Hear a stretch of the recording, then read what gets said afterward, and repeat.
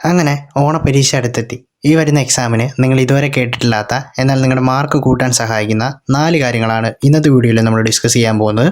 ഇതിലെ മൂന്നാമത്തെയാണ് ഏറ്റവും പ്രധാനപ്പെട്ടത്. അപ്പോൾ ഇതിന് സമയം കളയാതെ നമുക്ക് നേരെ വീഡിയോയിലേക്ക് കടക്കാം. ആദ്യത്തെ ടിപ്പ് എന്നത് നിങ്ങൾ മാക്സിമം വലിച്ചു വാരി പഠിക്കുന്നത് ഒഴിവാക്കുക. ഇതിനു പകരം ഒരു ചാപ്റ്ററിലെ ഇമ്പോർട്ടൻ്റ് എന്ന് മനസ്സിലാക്കി അത് ആദ്യം പഠിച്ചു തീർക്കാനായിട്ട് ശ്രമിക്കുക. ഓക്കെ. ടിപ്പ് നമ്പർ 2, ഓരോ ചോദ്യത്തിനും മാർക്ക് അനുസരിച്ച് ഉത്തരം എഴുതുക.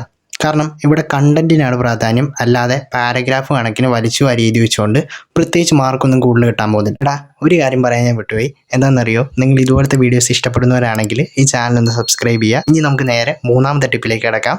അതെന്താണെന്നറിയോ, നിങ്ങൾ മുഴുവൻ കാര്യങ്ങളും പഠിച്ചുകൊണ്ട് മാത്രമായില്ല, ഒരു അധ്യാപകന് വായിക്കാൻ പാകത്തിന് നിങ്ങളുടെ ആൻസർ ഷീറ്റ് തയ്യാറാക്കാനായിട്ട് നോക്കുക.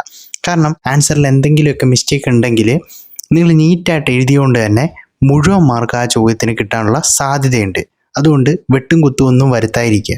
ഇനി നാലാമത്തെ ടിപ്പ് എന്നത് വേറൊന്നുമില്ലടാ, ഏത് എക്സാം ആയിക്കോട്ടെ ചോദ്യത്തിന് മാത്രം ഉത്തരം എഴുതാനായിട്ട് നോക്കുക. അല്ലാതെ അതിനെക്കുറിച്ച് പഠിച്ചത് മൊത്തം എഴുതി സമയം പാഴാക്കാതിരിക്കുക. സോ ഈ ഒരു വീഡിയോ നമുക്കിവിടെ വൈൻഡ് അപ്പ് ചെയ്യാം. അടുത്ത വീഡിയോ എന്തിനെക്കുറിച്ച് വേണമെന്ന് നിങ്ങൾ കമൻറ്റ് ചെയ്യുക.